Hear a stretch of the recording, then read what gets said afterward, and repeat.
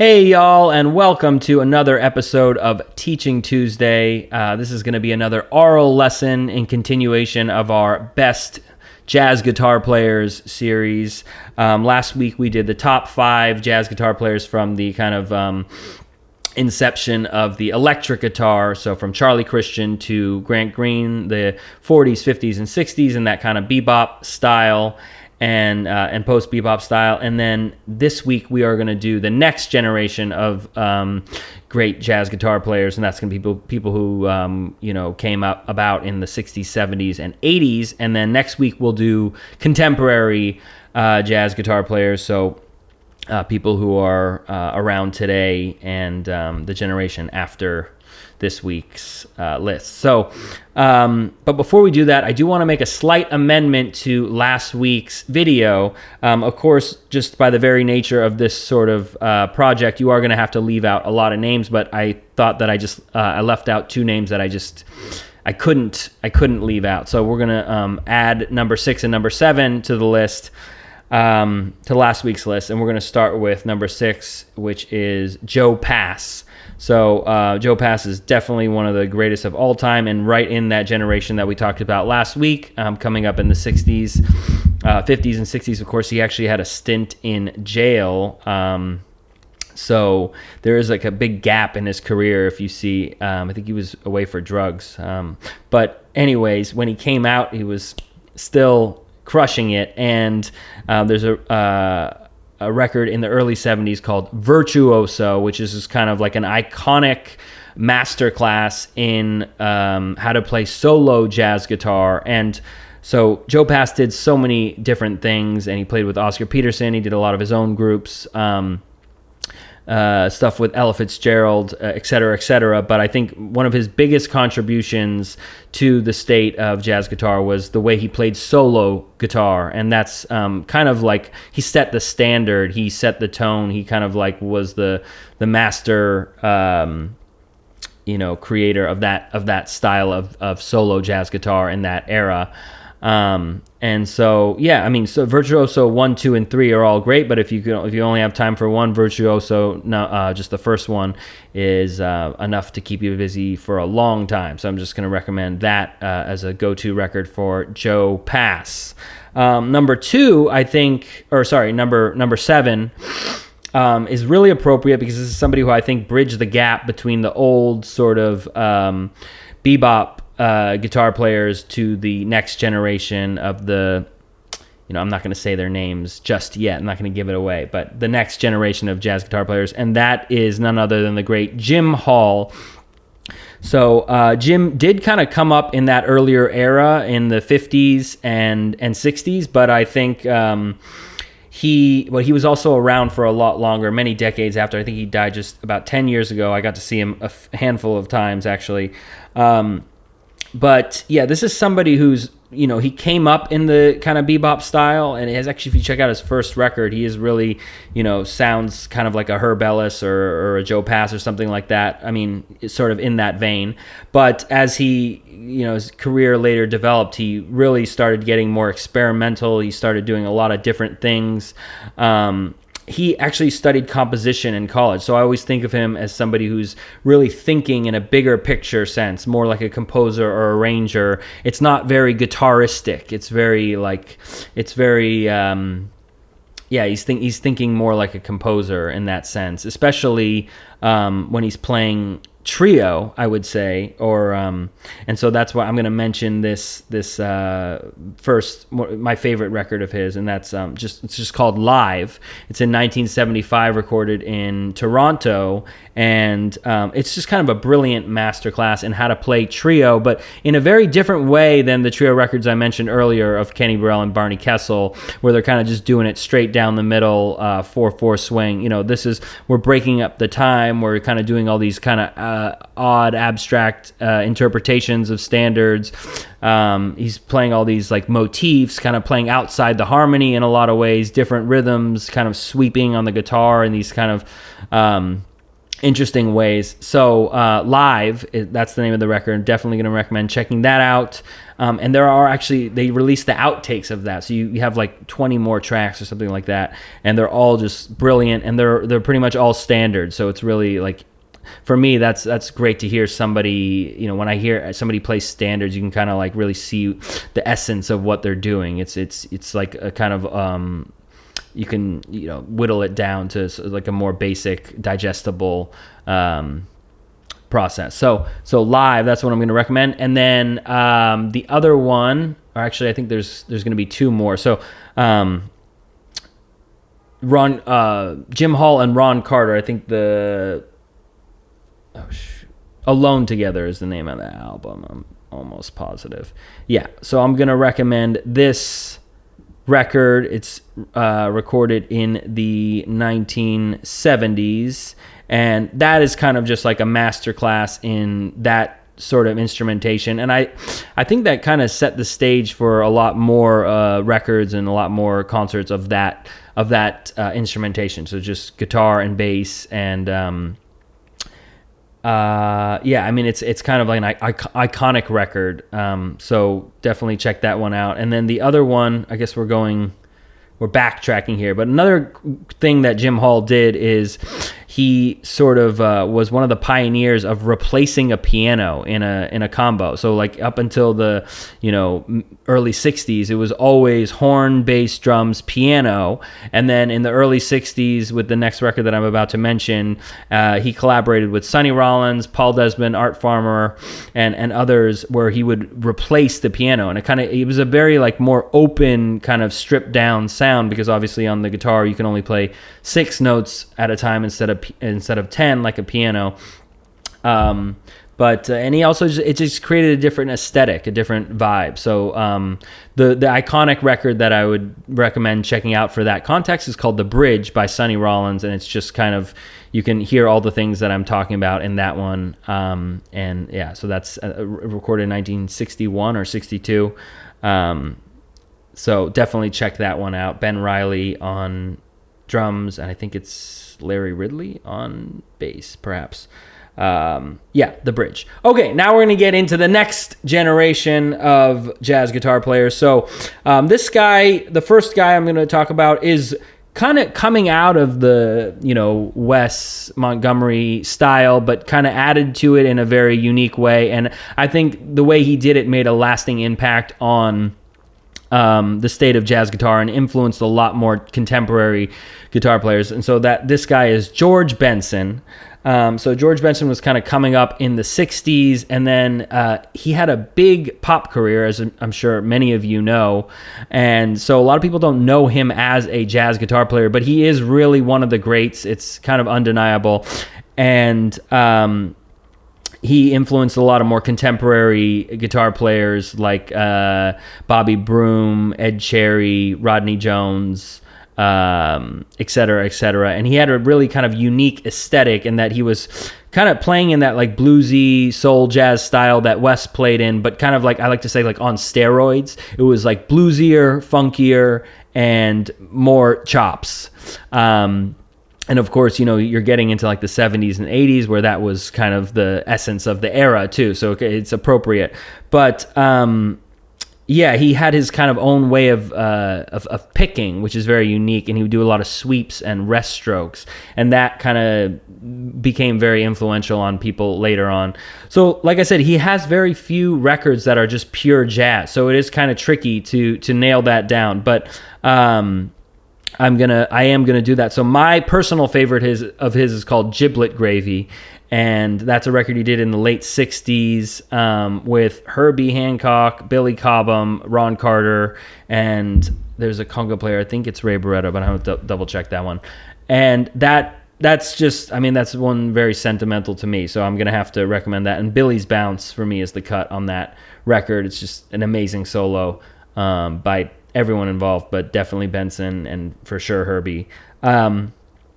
And then let's see, Benson's kind of an interesting guy because when he was coming up in the 60s, he was the records and the aesthetic of the records. Those records are my favorite, but he wasn't really at his peak technically.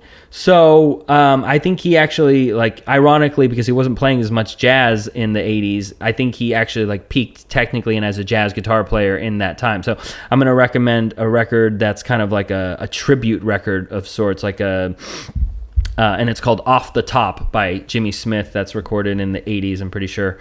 And it's like an all-star record with Stanley Turrentine, and it's got an all-star cast. So definitely check that one out. And then actually one of his first records called just the George Benson Cookbook. That really is... it's kind of similar to Giblet Gravy in that it's just... it's kind of got that... It's early Benson, and it's got that really soulful, like bluesy thing. It's really even, it's like, for lack of a better term, greasier than Wes and the guys before that. So it's definitely like a different aesthetic, and it's got organ, drums, and baritone saxophone. It's Rodney Cuber, Lonnie Smith, and Idris Muhammad, and actually Bobby Broom great guitar player, Bobby Broom did a record later with that same personnel. So you can see the lasting impact of that record and of George Benson's style, definitely.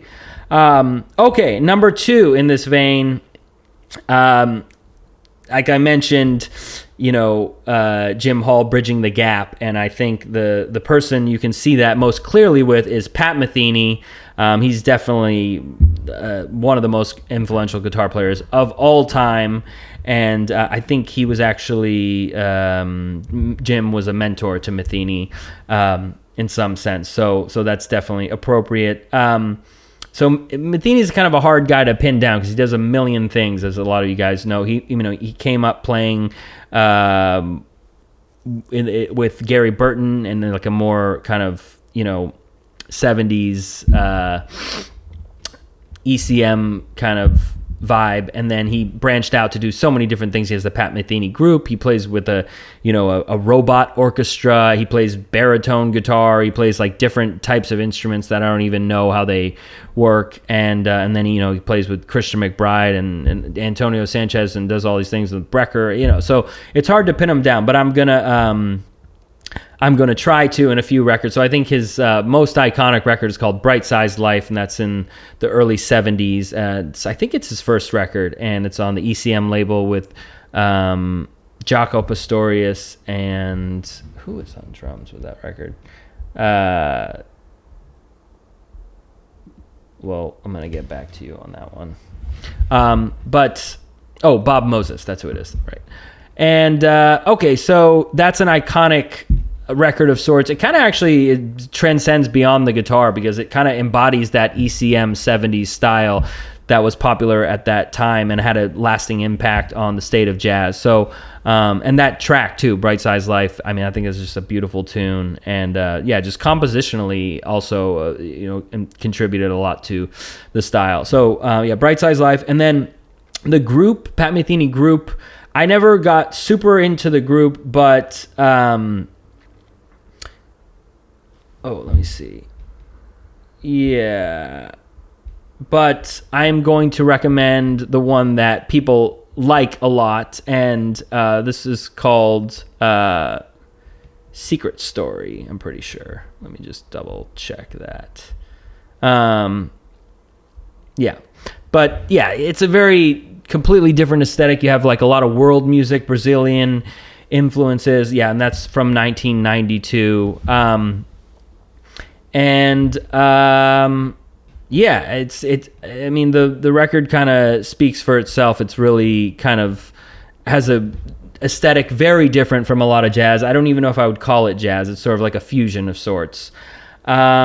It's got Lyle Mays on keyboards, which just brings like a totally different aesthetic to everything. Okay, and then number 3 is kind of him in a straight ahead context, which is, like I said, I love to hear people in that context, especially playing more standard songs. So this one is called Question and Answer from 1989, and it's got Roy Haynes and Dave Holland. So it's just like a all-star cast, and they are playing some standards and some of Pat's compositions. So and that's you know, you can get a lot of insight into somebody's playing from hearing them play standards. And there's a lot of Metheny isms in there. And I mean, he's a great player, really kind of has his own thing, and of course he contributed so much to the genre and set the stage and influenced so many people after that. He kind of patented that very dark tone, you know, full hollow body, but with the tone almost all the way off, that dark sound that's kind of almost more reminiscent of a Rhodes or maybe a piano. And yeah, kind of like a lot of very guitaristic-y things that like lay on the fingerboard very well. Not the most, I would say some people think like harmonically, or they think melodically, or they think rhythmically. I feel like Metheny is thinking more melodically, and then sometimes rhythmically. Harmonically, I don't feel like that's his first priority. That's just me. Maybe I don't know what I'm talking about, but he's definitely an interesting player, one of the greats. Okay, number 3 on the list, we're going to talk about Mike Stern. So these last couple guys are they got their start with the great Miles Davis, but we're not talking about Miles Davis in the 50s or the 60s.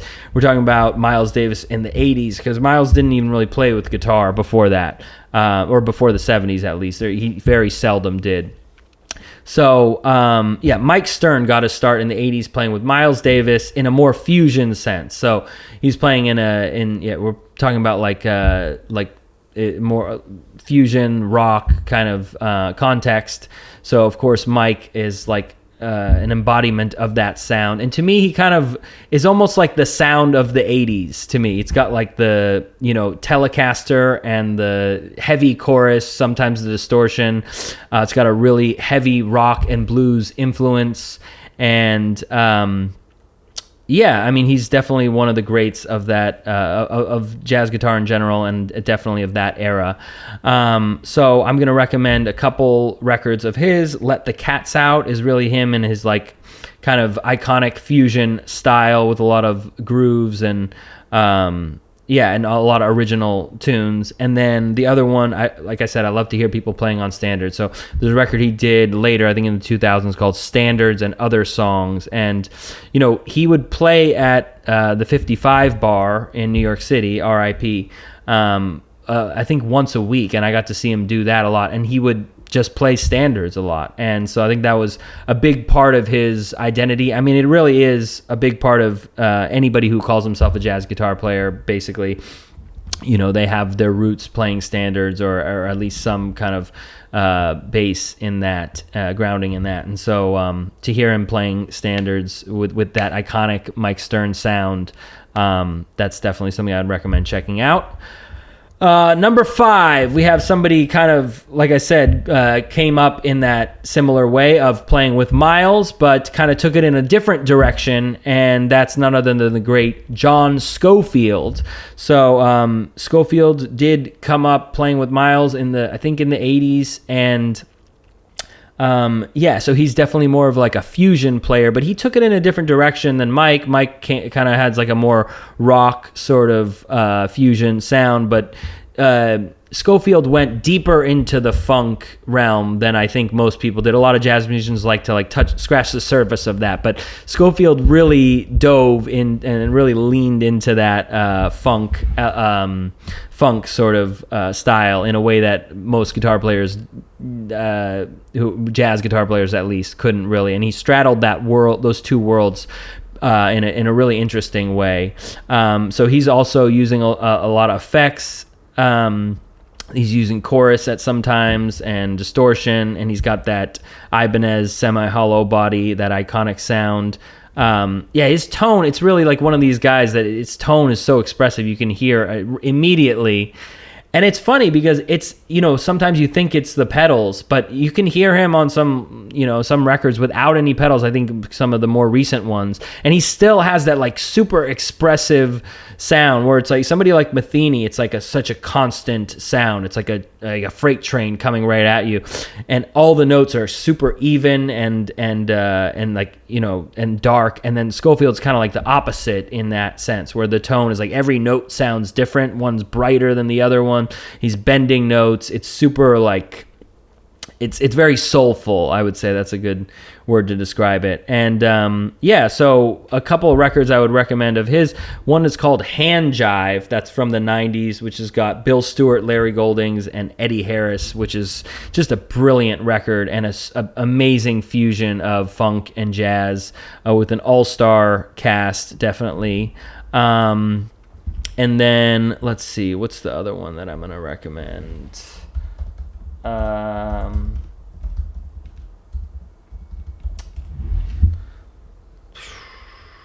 me see. There's a lot here. How about, okay, I'm a little biased. The one that I grew up listening to is called Flat Out. And that you can hear him kind of more in kind of play some standards, but also some funkier things. Like he plays Sissy Strut. That's kind of an iconic arrangement of his. And then, definitely some standards in there. And it's very 80s sounding. So I'm just going to give you a caveat, a warning. It's in 1989. And you can kind of hear him do his thing over some originals, but some standards there, and it's very iconic Scofield, I would say. So I think that sums up the list. That's 2 from the last list and 5 in the next generation of jazz guitar. Watch, I'll forget some and I'll have to mention them in next week's video, just knowing me. But anyways, next week we are going to do the next generation after this one. So that's contemporary jazz guitar players, people who are around now, coming up in the 90s and 2000s, stuff like that. So definitely stay tuned for that. If you do like this video, don't hesitate to like, subscribe, comment. We are going to have a PDF of this as well as PDFs of all other Teaching Tuesdays. We have them on the Patreon, so definitely check that out below. Otherwise, I hope you guys enjoyed this video, and thanks for tuning into another Teaching Tuesday. And otherwise, yes, I'll see you next Tuesday.